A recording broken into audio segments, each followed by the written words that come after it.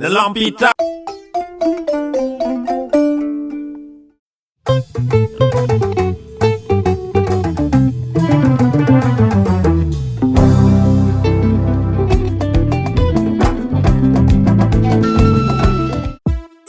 de Lampita. ci wàllum partage boobu nga xam ne ñoom itam dañu bokk te amuñu lu dul yaakaar lu dul géej gi.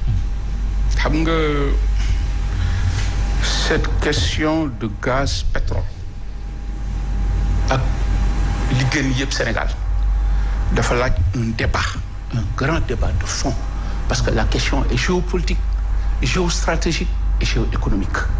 aujourd'hui toute l'économie du Sénégal devrait aujourd'hui tourner autour de ça pour que ëllëg ñu mën a xeex contre l'extrême pauvreté bi nga xam ne tey moo nekk Sénégal parce que xam nga li tax gis nga le pétrole et le gaz font l'objet de beaucoup de convoitises à travers le monde moo tax leur gis nga fu mu génn rek da nga war a légiférer wane fulla gis nga vous avez parlé de la pêche dinaa ci dugg léegi gis nga tey boo xoolee les 2/3 des conflits dans le monde mu ngi am ci dëkk yi nga xam ne yooyu dafa génn. mais dàq na loolu tamit. ci sorteem bi nee na fii bu fi kenn waxu malédiction du pétrole. donc fii moom vraiment. amul benn problème ndax ñaar dëkk ñoo ko seq mais da nga soulever beneen problème muy problème géopolitique. dafa nank moi je vais kenn ñaanul yàlla dara amu fi. mais il faut qu'on pose. le débat il faut anticiper. il faut alerter. dama wax ni du dañ les 2/3 des conflits à travers le monde. tey mu ngi jóge ci dëkk yooyu ma yokk ci ni l'Occident a un modèle économique énergivore les États-Unis ñoom seen bopp rek li ñuy lekk rek c'est 25% de la production mondiale Europe nee nañ 21% de la production mondiale Afrique gii gisoo courant ndox di fi ñàkk ci 3% la ñu yem donc y a un problème léegi gis nga ma jox la exemple ci Nigéria en 2005 le Nigéria était combien moo doon premier producteur mondial 11e. premier producteur en Afrique 11e ci monde bi. Nigéria daañu na ngàcc 2,4 millions de barils par jour. loolu indil na en 2005 le gouvernement central 37,7 milliards de dollars 95% de leur exportation tey soo demee Nigéria ay conflits fa am Boko Haram boo demee Nigéria tey les 60% vivent sous le seuil de la pauvreté xam nga li tax. parce que dañu anticiper wu loon gis nga exploitation pétrole et gaz pour ñëw ci pêcheurs yi fu mu am dafay am des déversements qui entraînent une disparition de l'écosystème et de la biodiversité gis nga entre 1976 et 2001 le PNUD avait parlé de 6800 déversements à travers le monde gisoo da ngay am ay kii yu toj fu mu kii rek day yàq la fa nekk. d'accord foofu kenn dootu fa mën a def dara. maintenant ci pêcheurs yi bu fekkente ne jëluñu ay matuwaay mën na gën a.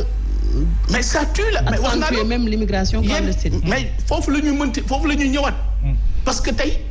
ci biir géej gi dina am espèce yoo xam ne dootuñu ko gisee déjà ces pêcheurs là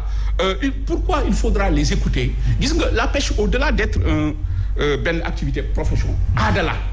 mooy seen ñoo xam ni pêcheur loolu la ñu xam ci la ñuy dund ci la seen doom jun ci la ñuy takk ci la loolu mooy seen fierté la pêche industrielle ñëw écraser leen à travers les contrats yi am maintenant bu ñu deful nank avec le pétrole le gaz avec li ma soulevé yëpp gis nga c'est dioxyde de carbone là bii dem c'est du dioxyde de carbone les enjeux sont sécuritaires gis nga dioxyde boobu fi muy wàcc yëpp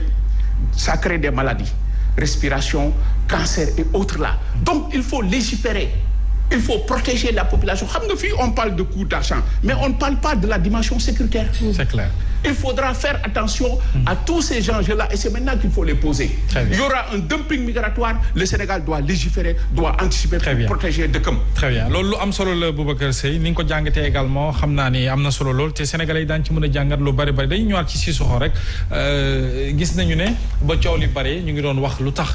seen directeur général bi di Abdoulaye Bibi Baldé génnul wax ci situation bi lu tax apporté wul des éclaircissements wala ay tontu par rapport ak interpellation ngeen ko def faf yàlla mu def ak jonog way tasul xibaar yi mu andi quelque leeral ne du protéger kenn ñenn ñu ci dut baaraam tuuma dinañ leen yóbbu ci yoon waaye mu woowaat leen yéen travailleurs yi à ce que ngeen bañ a rek versé wu ci ay manifestation génn wax xuloo fii que mu woo leen ngeen boole doon benn ngeen serrer les coudes ensemble pour relever waat lu jëm ci wàllu poste est-ce que woote boobu dégg ngeen ko ak ban tontu ngeen ci àndi. waaw xam nga effectivement il s'est adressé à la presse. mais boo ko remarqué li mu njëkk a def ci speech bi muy waxul ci mbirum ñaari détournement yi. waxul ci agression du secrétaire général. il a fallu que journalistes yi relancé ko. mu soog ci wax. mais speech bi mu def lan la ci wax boo ko résumé. mooy wane ni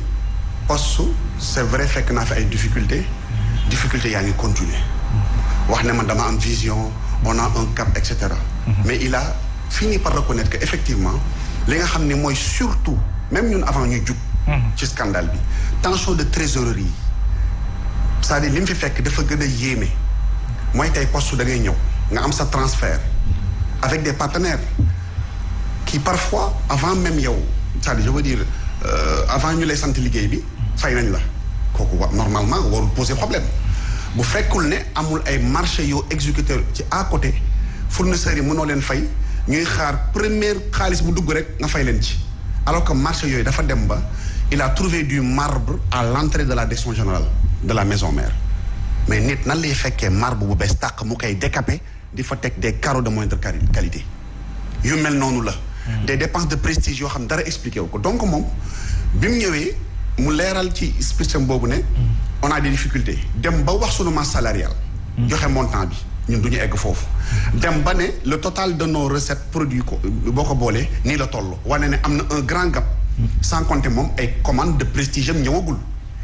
alors pare mu ne poste voilà on est à terre on ne peut plus rien faire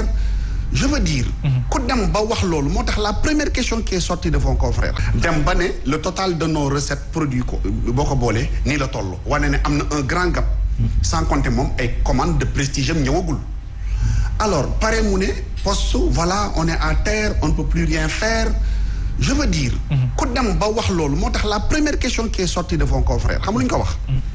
monsieur le directeur général est-ce que vous prévoyez de démissionner ça c'est presque une première dem ba presque nga woo leen wala communiquer ak ñoom ci situation la première question bi jóg mooy est-ce que yow sóoraale nga démission mu wax ba wëndeelu nag ne non man du ma démissionner alors que en toute humilité képp ku am contrat de travail képp ku am contrat avec une société da nga war a prévoir que di nga fa mës a jógee soit mu nekk retraite soit mu nekk fin de contrat soit mu nekk licenciement on ne le souhaite pas mais soit yow sa bopp nga dem ba toll foo xam ni nga jàpp ni da ngaa war a démissionner mais daf ko écarter carrément dem ba ne seen confrère bi la question elle n'est pas pertinente loolu du humilité alors donc moom il a peint la situation wane ne amu ci solution mais moom bu fekkee ne il est pessimiste nous postiers nous cadres de la poste nous syndicalistes nous sommes optimistes. Est-ce que vous pensez que à l'heure actuelle poste mën nañ ko war a relever waat mu nekk fa mu nekkoon donte sax jafe-jafe yi bari na lool c'est des. kenn waxatu ko. mënuñu wax perte mais des situations yi nga xamante ne à autour de milliards lañ ciy tudd est-ce que poste pare ngeen yéen pour relever le défi en tant que travailleur am ngeen cet optimisme là. waaw le scandale c'est une chose. bu ñu ci duggee dinañ dugg dans les détails. mais moom li tableau bi mu peindre. mooy li mu fi fekk. état di ko fay ay millions te moom kese mooy fay ko ay millions nag ci kër gi moom ak ba ko président de la république joxee confiance am moom dafa tànn ci ginnaaw fal benn secrétaire général boo xam ni il n'est pas postier xamul poste teg ko fa li muy fayeeku benn directeur poste du ko fayeeku et pourtant xamul ci kër gi lu bëri je veux dire poste fi mu tolloon moom bi ñu ko fiy indi nous n'avions pas besoin d'un cabinet ministériel te bi mu ñëwee dafa indiwaat ñëpp ñi nga xam ne mi ngi doon travailler ak ñoom ci cabinet moom ci entourage am ak sax ay fournisseurs yoo xam ni foofu la doon liggéeyandoo ak ñoom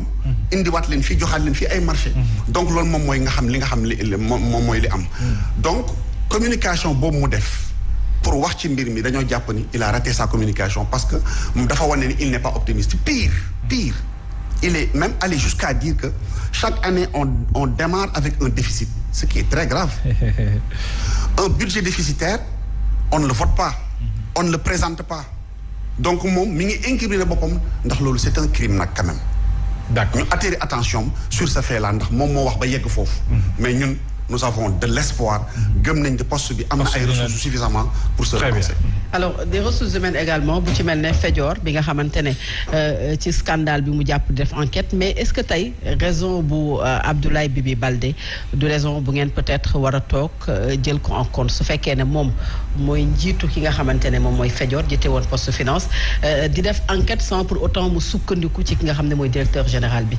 maanaam dem en solitude solitaire def li muy def peut-être li ñëpp feeñ tey ci presse bi alors que mënoon na ko lijjanti ci biir ñu li ñuy wax naan le linge sale c'est l'enfant famille. waaw loolu laa doon wax sànq tout à l'heure j'ai précisé que poste fonds yi muy manipulé c'est des fonds publics or fonds publics boo ko utiliser en dehors ni nga ko war a utiliser c'est un détournement de deniers publics te moom il a été informé gis nga vérification yi ñu leen di wax ça date du mois de juin. parce que moom nee na kenn yëgu ko woon kenn waxu ko dara moom loolu la wax le directeur général. pour ce man li ma jaaxal mooy pourquoi tant d'agitation autour d'un dossier de déficit boo xam ni chaque année dañ ciy am ay cas transmettre ko gis nga moom il y a moins de 2 mois il a licencié un jeune travailleur ici à Dakar xam nga pour quel montant pour moins de 300 000 francs de Lampita.